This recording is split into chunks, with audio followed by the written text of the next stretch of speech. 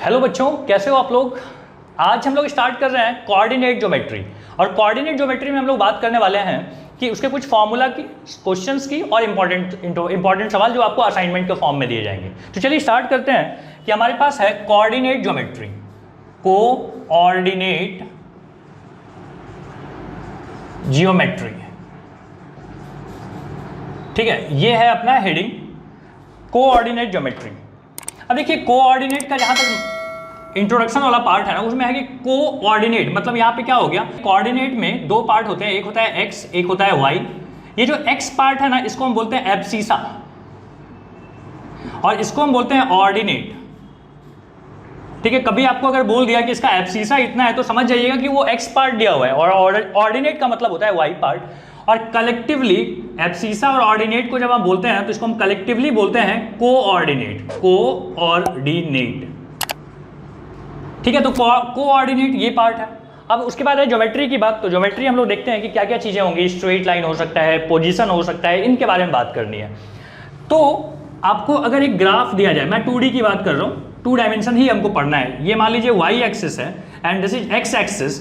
तो आप बोलोगे कि इस पॉइंट का कोऑर्डिनेट क्या होता है, तो आप देख लीजिए कि ये एक्स से कितनी दूरी पे है, मतलब ये लाइन से ऑरिजिन से कितनी दूरी पे है। तो हम बोलेंगे 1 2 3 और मान लीजिए ये चौथा यहाँ पे 4 पे आके कट होता होगा और ऊपर में यहाँ पे कट होता है। तो हम बोल रहे हैं कि ये है 1, ये है 2, ये है 3, ये है 4 और ये 5 और मान लीजिए ये 6 है। तो हम बोल रहे हैं कि x कितना आ गया 4 और y कितना आ गया 6। तो इसका क्या होता है, पोजीशन क्या है 4,6। खैर हम लोग यहाँ पे फॉर्मूला की बात करने वाले हैं। तो हमारे पास सबसे पहला जो फॉर्मूला आता है ना, उसको हम बोलते हैं डिस्टेंस फॉर्मूला। Distance formula. अब डिस्टेंस फॉर्मूला का डेरिवेशन मुझे बताने की जरूरत नहीं है, डेरिवेशन आपके बुक में दिया हुआ है और हमारा जो लॉन्ग कोर्स है उसमें तो आपको मिल जाएगा। खैर हम यहाँ पे बात कर रहे हैं कि डिस्टेंस फॉर्मूला होता क्या है। अब देखिए डिस्टेंस फॉर्मूला की अगर मैं बात करूँ तो मान लीजिए हमारे पास दो कोऑर्डिनेट थे, एक यहाँ पे है, एक यहाँ पे है। ये A है और दिस इज B। यहाँ पे मान लीजिए x1 y1 है, यहाँ पे x2 y2 है। तो इन दोनों के बीच में मतलब AB जो होगा, AB की दूरी मतलब ये लाइन कितना लंबा होगा, तो आप बोलोगे AB इज इक्वल टू होता है root of x2 minus x1 का square plus y2 minus y1 का स्क्वायर।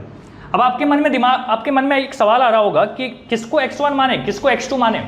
जवाब है किसी को भी x1 y1 मान लो, किसी एक सेट को x2 y2 मान लो। उससे क्या हो जाएगा, अगर आपका उल्टा पलटा भी आ गया तो क्या होगा, माइनस भी मान लीजिए आ गया तो उसका स्क्वायर तो पॉजिटिव होता है। कहने का मतलब आपसे कोई गलती नहीं होगी। ठीक है, तो डिस्टेंस फॉर्मूला आपको समझ में आ गया। अब अगला फॉर्मूला जो होता है ना, उसको हम बोलते हैं सेक्शन फॉर्मूला। ओके, लिख लिया यहां तक। अगला है सेक्शन फॉर्मूला।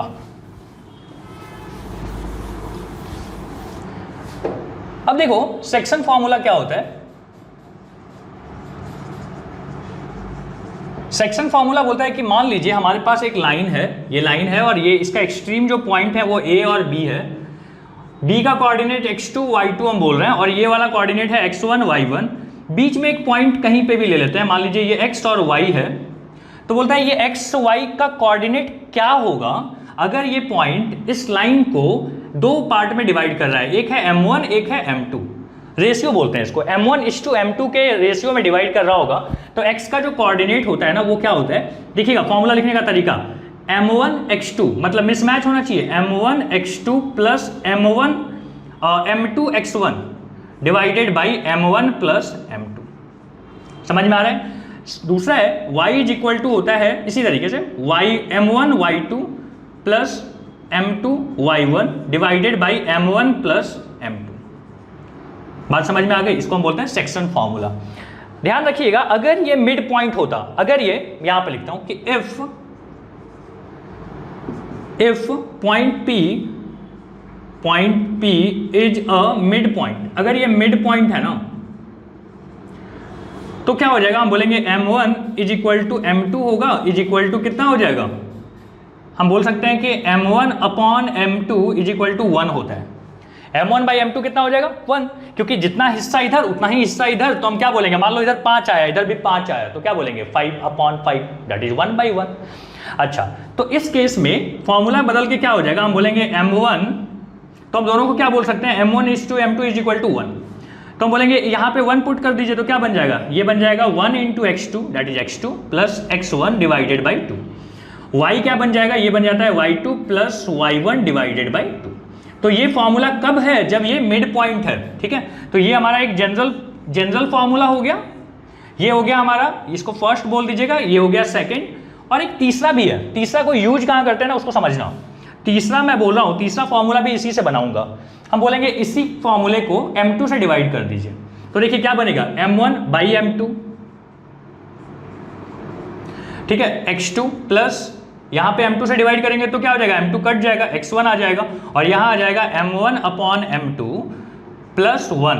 अब ध्यान देना, m1 अपॉन m2 को हम k बोलना चाहते हैं, k, तो हम क्या बोलेंगे, यहाँ पे फॉर्मूला क्या आ जाएगा, फॉर्मूला आ जाएगा kx2 plus x1 divided by k plus 1। ये फॉर्मूला ध्यान रखना, ये फॉर्मूला सिमिलरली y भी लिख देना पहले, y is equal to k y2 plus y1 divided by k plus 1। ध्यान रखिएगा, ये फॉर्मूला आपको तभी यूज करना है जब आपको बोले रेशियो फाइंड करो, ठीक है। बोलेंगे this formula will be used when ratio have to find, ठीक है।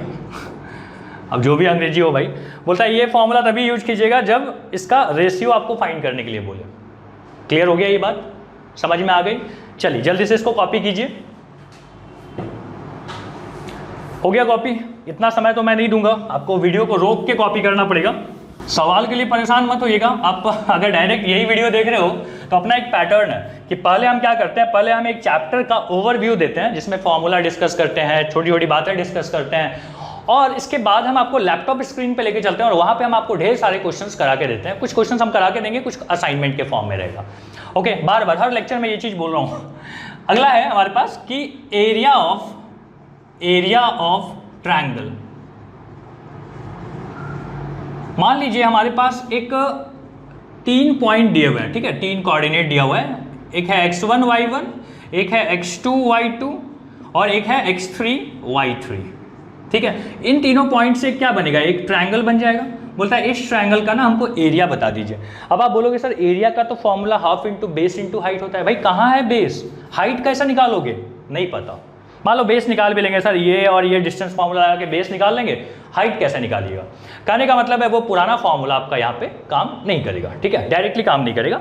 तो अब आप क्या करोगे, तो आप एरिया हम निकाल रहे हैं, area of triangle is equal to होता है हाफ। अब देखो लिखने का तरीका, पहले आप लिख दो x1 x2 और यहाँ पे x3 लिख दिया। यहाँ पे 1 हो गया ना, तो अब ब्रैकेट में हमेशा y लिखाएगा। 1 के बाद क्या होता है 2 और 3, y2 माइनस y3। अगेन कहाँ पे खत्म हुआ, 3 पे, तो यहीं से स्टार्ट करना। 3 2 आ गया, 3 आ गया, अब कौन आएगा 1। अब देखो 1 पे खत्म हुआ है, 1 से स्टार्ट होगा, 1 3 आ गया, 1 आ गया, अब कौन आएगा 2। बस बेटा इसी तरीके से फॉर्मूला याद रख लेना, ठीक है। कैसे बताया एक बार रिकॉल करके देखो। पहले क्या लिखा, x1 x2 x3, ब्रैकेट में क्या लिखा, 1 के बाद क्या होता है 2 3, पहला हो गया ना, जहां से खत्म हुआ वहीं से स्टार्ट करना। 3 है तो 3, 2 3 आ गया तो 1 आएगा। अब देखो 1 पे खत्म हुआ, 1 से स्टार्ट होगा, तो ना क्या आ जाएगा, x3 आ चुका है, 1 आ चुका है, अगला क्या होगा y2 होगा। तो ये हो गया हमारा एरिया ऑफ ट्रायंगल का फॉर्मूला। क्लियर है ये चीज, बात समझ में आ गई आपको। एक छोटा सा कॉन्सेप्ट और समझिए कि अगर आपको बोल देता है कि lines are collinear, points are collinear, sorry, बोलता है कि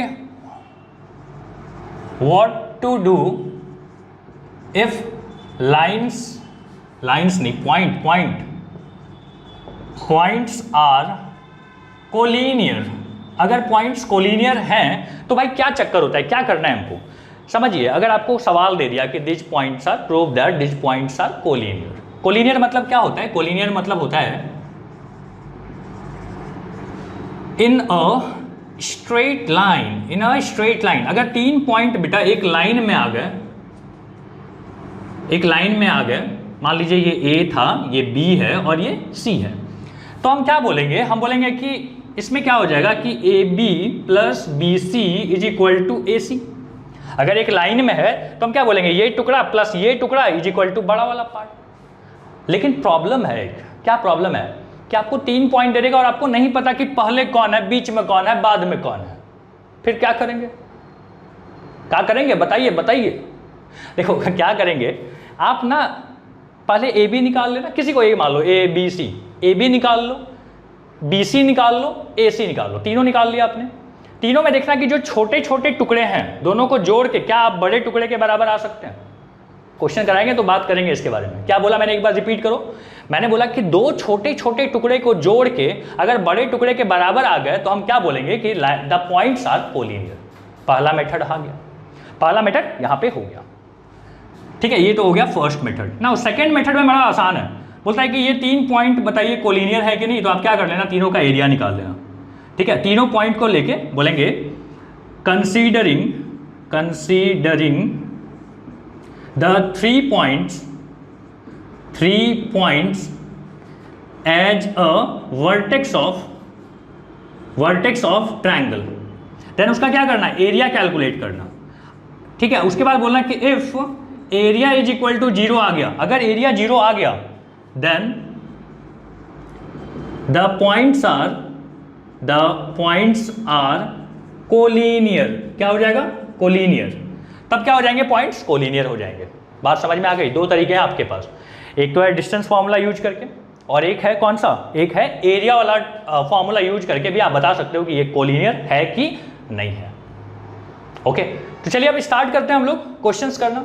आइए तो हम लोग क्वेश्चन देखते हैं। क्वेश्चन बोला हुआ है कि if the distance between point 4,5 and 1,0 is 5 then what can be the possible value of k। तो आपको डिस्टेंस दिया हुआ है, मैं बोल रहा हूं मान लीजिए ये पॉइंट A था और ये B है, ये A है और ये B है, और A का जो कोऑर्डिनेट दिया हुआ है वो है 4,5 और B का जो कोऑर्डिनेट है वो है 1,0 और दोनों के बीच की लेंथ कितनी है, तो बोलता है 5 है। तो हमारे पास आ जाता है कि AB square is equal to क्या हो जाएगा, तो इज इक्वल टू हो जाएगा 4 - 1 का स्क्वायर प्लस k - 0 का स्क्वायर, सही है। और ये हम लोग को दिया हुआ है दिस इज 5, तो 5 का स्क्वायर यहां पे आता है कितना, तो 3 का स्क्वायर दैट इज 9 और यहां आ गया k square. So 25 - 9 is equal to k square. So now k is equal to क्या आ जाएगा, k square is equal to 16 आएगा और 16 का जो रूट आएगा ना वो आएगा plus minus root of 16 that is plus minus 4। तो हमारे पास दो आंसर आएंगे, k की जो पॉसिबल वैल्यूज हैं वो हो सकती है 4 या फिर -4।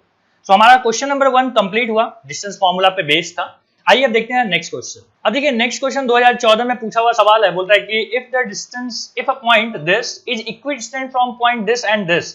मान लीजिए हमने बोला कि ये पॉइंट A पॉइंट जो है, इफ द पॉइंट A, मान लीजिए ये A है 0,2, A is equidistant from this point and this point. मतलब क्या हो गया कि ये पार्ट मतलब BA इज इक्वल टू क्या है, तो हम बोलेंगे AC है और B की भी वैल्यू हमको दी हुई है, कितना बोलता है 3P और C की वैल्यू है P,5। तो आपको बताना है कि find the length of AB बताना है और P की भी वैल्यू बतानी है। समझ में आ रहा है, AB भी बताना है और P की वैल्यू बतानी है। ओके, तो हमारे पास दिया हुआ है कि AB is equal to AC।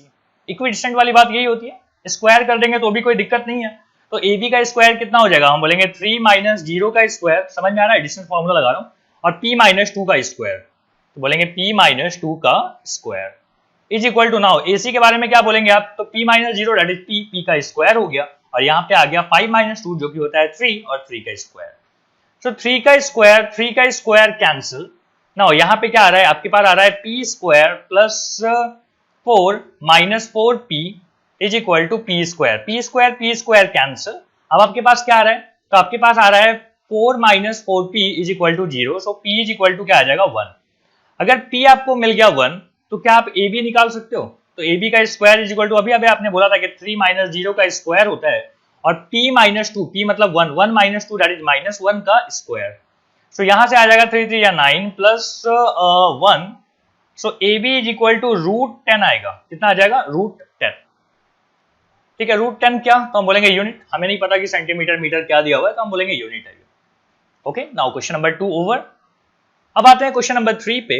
Question number 3 बोलता है कि if the coordinate of point A and B, हम लोग को दिया हुआ है कोऑर्डिनेट A एंड B, मान लीजिए ये A, ये ले लेते हैं, दिस इज A है -2,2 -2 -2 है। अच्छा, और b क्या दिया हुआ है, b है 2 -4। बोलता है कि फाइंड कोऑर्डिनेट ऑफ p कहां पे है, तो हम बोलेंगे यहां पे मान लीजिए p है, such that AP upon PB, या ऐसे लिखा हुआ है AP अपॉन AB, क्या लिखा हुआ है लिख देता हूं, AP अपॉन AB कितना दिया हुआ है बेटा, 3/7। मतलब अगर AB मान लीजिए 7 है ना, तो AP 3 है, यही मतलब हुआ। तो हम बोल सकते हैं कि अगर AP 3 है तो ये क्या हो जाएगा, ये हो जाएगा 4, क्योंकि पूरा 7 होना चाहिए। तो रेशियो हमको मिल चुका है, यहाँ पे रेशियो कितना है, 3:4 का। तो यहाँ से हटा के मैं वहां पे रेशियो के फॉर्म में लिख देता हूँ। अब बोलता है कि बताइए वेयर, हाँ, find the coordinate of p का कोऑर्डिनेट बताना है। देखो p का कोऑर्डिनेट में आपको पहले x निकालना पड़ेगा, तो x इज इक्वल टू क्या होता है, यहाँ पे होता है x1 m2, section formula use कर हम लोग, समझ गया होगा आपको, है ना, बिल्कुल। तो यहाँ पे आ गया m1 plus m2।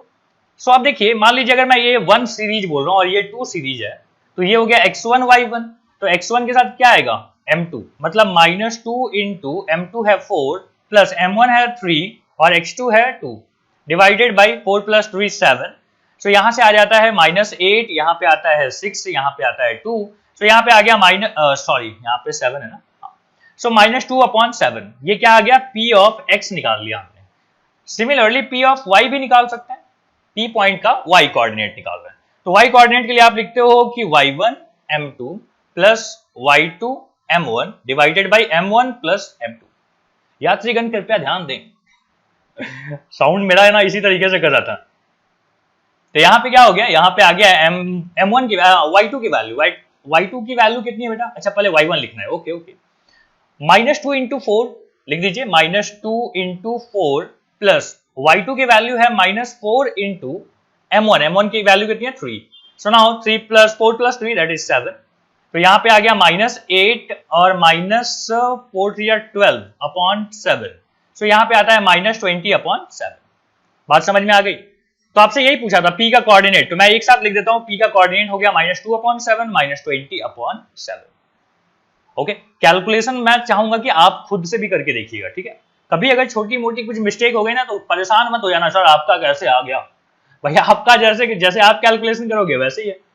Now question number 4, ये हमारा क्वेश्चन नंबर 4 बोलता है कि prove that the point this and this are vertices of right angle isosceles triangle. Right angle isosceles triangle का मतलब हो गया ये वाला, ठीक है। ये तो ये है, मान लीजिए A, this is B, this is C. तो क्या किया जाए, हमें नहीं पता कि ये कौन ए है, मान लो ये हो सकता है ए हो, हमें नहीं पता ए, तो हम एक काम करेंगे, हम ना रफली मान लेंगे, डायग्राम भी मत बनाओ, ठीक है, डायग्राम भी मत बनाओ। आप एक को मान लो ए, एक को बी, एक को सी, आपको नहीं पता कि बी पे राइट एंगल है कि ए पे राइट एंगल है, आपको कोई आइडिया नहीं है। तो हम क्या करेंगे ना, हम सबसे पहले ए बी निकाल लेते हैं। तो ए बी का फॉर्मूला क्या होता है बेटा, ए बी का अगर आपको चाहिए तो हम बोलेंगे 6 - 3 दैट इज 3 का स्क्वायर प्लस 4 - 0 4 का स्क्वायर, कितना आता है 3 3 9 और यहाँ पे 16, यहाँ पे आ गया 5। कैलकुलेशन है, फास्ट करना। ए बी मिल गया, ना बीसी निकाल लो। अब हम बोलेंगे बीसी की जगह पे ऐसे लिखेंगे कि 6 - -1 दैट इज 7 का स्क्वायर प्लस 4 - 3 दैट इज 1 का स्क्वायर। 7 समझ होता है 49 बेटा, 49 प्लस 1 50, 50 का रूट कितना आ जाएगा, 50 का रूट आता है 5√2। सही है, बीसी मिल चुका है। अब आप क्या करोगे, अब आप एसी भी निकाल लो। एसी कितना आता है, तो हम बोलेंगे एसी आता है कि 3 - -1 मतलब 4 का स्क्वायर प्लस 0 - 3 मतलब -3 का स्क्वायर। यहां पे आप देखोगे तो ये आ जाएगा फिर से कितना 25, 25 का रूट कितना आता है 5। मतलब आपको क्या दिख रहा है बेटा यहाँ पे कि A B is equal to A C, कहां लिखूं, ये रहा, A B is equal to A C, मतलब ये क्या हो गया, आइसोसेलिस ट्रायंगल हो गया। अब हम दो छोटे छोटे साइड का स्क्वायर को ऐड करेंगे और देखेंगे कितना आता है। तो आप बोलोगे 5 का स्क्वायर प्लस 5 का स्क्वायर कितना होता है 50 आता है, एंड 50 इसका रूट निकाल लो अगर, या ऐसे कर लो ना, पाइथागोरस थ्योरम में क्या आता है कि A B square plus A C square is equal to B C square. तो बी सी स्क्वायर कितना है बेटा, रूट 50, मतलब रूट 50 का स्क्वायर। तो ये और ये कैंसिल, सो यहाँ पे बोलेंगे 50 50 आ गए, मतलब पाइथागोरस थ्योरम प्रूफ हो गया। मतलब पाइथागोरस थ्योरम अगर प्रूफ हो गया तो मतलब क्या हो गया, the triangle A B C is a right angled triangle. ठीक है, तो राइट एंगल ट्रायंगल भी है, आइसोसेलेस भी है, आपकी दोनों बातें यहाँ पे क्या हो चुकी हैं, प्रूव हो चुकी हैं। 2016 में पूछा हुआ सवाल था, बड़ा आसान सा सवाल लग रहा है कि भाई आपको डिस्टेंस फॉर्मूला यूज करनी है और छोटा सा कॉन्सेप्ट यूज करना है कि पाइथागोरस यूज करना है। अगले सवाल पे आते हैं, क्वेश्चन नंबर 5। क्वेश्चन नंबर 5 अपने पास है 2017 का सवाल, यहां लिख देता हूं 5। बोलता है if the points this and this and this are collinear then find the value of K. अगर कोलिनियर है तो के की वैल्यू बताइए। तो हम लोग को दिया हुआ है कि ए बी सी ये तीनों क्या है, ये तीनों पॉइंट्स कोलिनियर है। ठीक है, कोलिनियर मतलब इन अ स्ट्रेट लाइन। ठीक है, कोलिनियर है भाई। तो कोलिनियर अगर है तो आप एक बात समझ सकते हो कि इसका एरिया जो होगा ना, तो हम बोलेंगे area of triangle A B C is equal to 0 होगा। क्यों 0 हुआ? क्योंकि ये ट्रायंगल ही नहीं बना। ठीक है, तो इसीलिए हम लोग बोल रहे हैं कि इस ट्रायंगल का इसका अगर एरिया निकाला जाए ना तो 0 आएगा। अब एरिया का फॉर्मूला आपको याद होगा, हाफ इंटू क्या होता है x1, याद कीजिए पैटर्न है, इसी तरीके से लिख के बताया था मैंने आपको। यहाँ पे x3 लिखते थे, यहाँ पे y2 माइनस y3, फिर y3 माइनस y1, और यहाँ पे क्या लिखते थे आप, y1 minus y2, and this is equal to 0। तो हाफ को उधर लेके जाएंगे तो क्या हो जाएगा, 0 हो जाएगा। अब आप यहाँ पे x1 पुट करो, मान लीजिए ये पहला x1 y1 है, दूसरा x2 y2 और तीसरा x3 y3। तो x1 कितना है, तो हम बोलेंगे k प्लस 1 है। y2 कितना है, y2 आराम से कीजिएगा, कोई हड़बड़ी नहीं है। y2 कितना है, तो हम बोलेंगे 2k प्लस 3 माइनस क्या हो गया बेटा, 5k। ओके, तो ये आ गया कौन सा, तो x1 इंटू ये वाला पार्ट। नाउ x2 के बारे में बात कीजिए, x2 कितना है, x2 है ये वाला 3k, और y3 कितना है, तो हम बोलेंगे 5k minus y3 minus y1 है मतलब 2k, प्लस x3 कितना है, तो हम बोलेंगे 5k माइनस 1, और इसके साथ क्या आ जाएगा ब्रैकेट में, y1 मतलब हो गया 2k माइनस y2 मतलब हो गया 2k minus 3, and this is equal to how much, 0। तो आप यहाँ पे देखोगे कि k प्लस 1 और यहाँ पे आ गया बेटा 3k minus 3k, sorry minus 3k plus 3, यहाँ पे आ गया 3k और यहाँ पे आ गया 3k, यहाँ पे आ गया 5k माइनस 1, और यहाँ पे आ गया और ये कैंसिल हो गया, यहाँ पे माइनस 3 बच गया। This is equal to 0। अब आप चाहो तो एक कैलकुलेशन कर लीजिए फटाफट, कितना आता है देखिए। तो हम बोलेंगे यहाँ पे k ये हो गया माइनस 3k स्क्वायर, यहाँ पे आ गया 3k और यहाँ पे आ गया माइनस 3k, तो ये कैंसिल हो जाएगा आई थिंक, है ना, ये 3k और यहाँ पे, हाँ तो ये हो जाएगा। अभी क्या आ गया लास्ट में आ गया 3 1 जा 3, ये यहाँ पे आ जाएगा 9k स्क्वायर और यहाँ पे आ जाएगा minus 15k plus 3 is equal to 0। अब क्या क्या कट रहा है, नहीं कुछ भी नहीं कट रहा है। एक काम करते हैं, बस सॉल्व हो सकता है थोड़ा सा, कि 6k स्क्वायर माइनस 15k और प्लस 6 इज इक्वल टू 0। आप चाहो तो 3 कॉमन ले लीजिए, तो 3 कॉमन ले लो तो क्या बचेगा, 3 2 जा मतलब 2k square plus 5k plus 2 is equal to 0। मतलब यहां से 3 भी चला जाए तो उधर क्या हो जाएगा, 0 हो जाएगा। चलिए और थोड़ा नीचे आ जाते हैं, तो हम बात कर रहे हैं कि यहाँ पे आ जाएगा 4k मतलब 2k square minus 4k minus k plus 2 is equal to 0। 2k यहाँ से कॉमन ले लीजिए, तो यहाँ पे आ गया k minus 4 k minus 2 sorry, और माइनस 1 अगर यहाँ पे कॉमन ले ले तो k माइनस 2 आता है। सो यहाँ पे आ गया 2k माइनस 1 और यहाँ पे आ गया k minus 2 is equal to 0। अब आपके पास दो आंसर आने वाले हैं, k इज इक्वल टू इधर 1/2 और k इज इक्वल टू 2। सो आपसे क्या पूछा था, एक बार वापस जाते हैं, देखते हैं कि find the value of k। आपसे k की वैल्यू पूछा था और यही हमारे पास k की दोनों वैल्यूज हैं। तो उम्मीद है कि आपको ये सवाल समझ में आ गया होगा, बड़ा आसान है, कॉन्सेप्ट पे चलिए और बाकी कैलकुलेशन आपको खुद करना है। अगला सवाल देखते हैं, 2014 में पूछा हुआ सवाल है। अब अगला सवाल है, बोलता है find the ratio in which point this divide the line segment joining this and this. ठीक है, मतलब आपसे रेशियो पूछा है। देखो ये रहा, तो यहाँ पे दिया हुआ है कि मान लीजिए ये बीच में कहीं पे पॉइंट होगा जिसका नाम है x, 2 और ये रहा, और अपने पास a है, a कितना है तो 12,5 है, और b कितना है तो b है 4,-3। अब देखो आपको रेशियो फाइंड करनी है पहले, तो हमने डायग्राम तो यहाँ पे बना लिया। अब है कि देखो y कोऑर्डिनेट अपने को दिया हुआ है, तो हम y वाला ही फॉर्मूला लगाएंगे। y इज इक्वल टू क्या होता है, तो k y2 plus y1 divided by k plus 1। अब आप क्या करोगे, देखो अब आप बोलोगे कि k की वैल्यू तो आपको नहीं पता, y2 की वैल्यू कितनी है, -3 है, ये वाला है y2, और y1 की वैल्यू कितनी है, तो y1 की वैल्यू है 5 डिवाइडेड बाई k प्लस 1, और यहाँ पे आ गया y की वैल्यू कितनी है 2। ना क्रॉस मल्टीप्लाई कीजिए तो 2k + 2 आता है और यहाँ पे आता है -3k और यहाँ पे आता है 5। सो अगर मैं इसको इधर भेज दूं तो ये हो गया 5k और यहाँ पे आ गया 3। सो k = नाउ 3/5। सो आपको k मिल चुका है। ओके, अब k मिल गया तो आप x भी निकाल सकते हो। x = क्या हो जाएगा, k x2 + x1 upon k + 1। और x की वैल्यू आपको निकालनी है जो फटाफट यहाँ पे पुट करते हैं 3/5। x2 की वैल्यू कितनी है 4 और यहाँ पे है x1 है कितना 12 डिवाइडेड बाई 3/5 + 1। बस कैलकुलेशन कीजिए एंड आपका तैयार है answer. 12/5 + 12 divided by 8/5। So this is equal to 12 5 60 72/5 और नीचे है 8/5। 5 कैंसिल, 8 से क्या आएगा, 8 से जब 8 जा 64, 8 9 9 8 से 9 टाइम कटेगा, मतलब फाइनली आंसर इज 9। मतलब x की वैल्यू कितनी आ गई 9।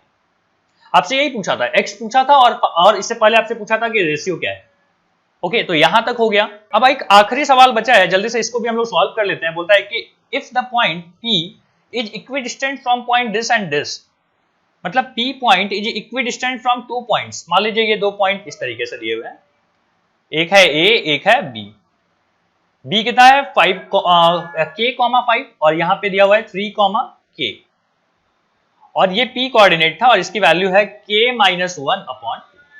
अब आपको बोलता है k बताइए, इसका आपको दिया हुआ है कि PA = PB। तो मैं यहां से स्टार्ट करता हूं कि PA = अगर आपको PB दिया हुआ है, स्क्वायरिंग बोथ साइड कर दीजिए तो आपको दिखाई देगा कि PA मतलब क्या हो गया कि 3 लिखिए 3 - k + 1 का स्क्वायर और यहाँ पे आ गया k - 2 का square is equal to PB में आ जाएगा यहाँ पे k -1 - k का स्क्वायर और यहाँ पे आ गया क्या लिखेंगे 2 - 5 दैट इज -3 का स्क्वायर। सो अब यहाँ पे आप चाहो तो सॉल्व कर सकते हो, ये k और k कट गया, 1 का स्क्वायर 1 होता है, यहाँ पे आ जाएगा k² - 4k + 4 is equal to यहाँ पे भी k और k कट जाएंगे और 1 का स्क्वायर 1 होता है और यहाँ पे आ जाएगा 3 3 9, 1 और 1 यहाँ से कैंसिल। नाउ यहाँ पे आ गया k² - 4k और ये इधर आएगा तो हो जाएगा -5 is equal to 0। So quadratic equation इसको सॉल्व करके आपको 2 आंसर मिलेंगे, जल्दी से सॉल्व करते हैं। तो k² - 5k + k -5 is equal to 0।